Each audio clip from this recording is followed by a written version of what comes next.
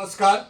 आज आपल्या स्वप्नवेध अनाथालय या ठिकाणी वरळे गावचे सरपंच संयमी गाडा मालक फायनल सम्राट श्री दिनेश शेठ किसन लांडगे यांनी एक बारशा नावाचा नवीन बैल खरेदी केला आणि पहिल्याच बारीमध्ये त्याचा पहिला नंबर आला। कुटुंबामध्ये खूप आनंद झाला, परंतु यामध्ये मध्यस्थी असणारे अक्षय शेठ सोलाट व संभाजी राजे शेटे यांच्या मार्फत जी रक्कम त्यांना बारीमध्ये घाटातल्या बक्षीस मिळाले, ते बक्षीस आपल्या स्वप्नवेध अनाथालयामध्ये देण्यासाठी या ठिकाणी संभाजीराजे शेटे आमचे भाऊ या ठिकाणी आलेले आहेत।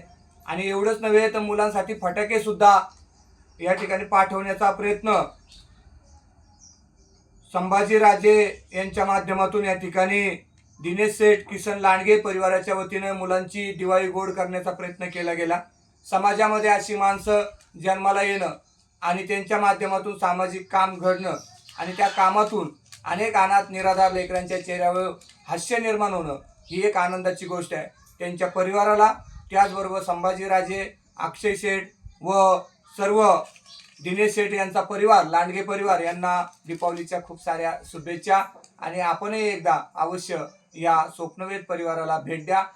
21 मुलांचं संगोपन करणारी स्वप्नवेध आपल्या हक्काचं एक परिवार, नक्कीच भेट द्या। धन्यवाद।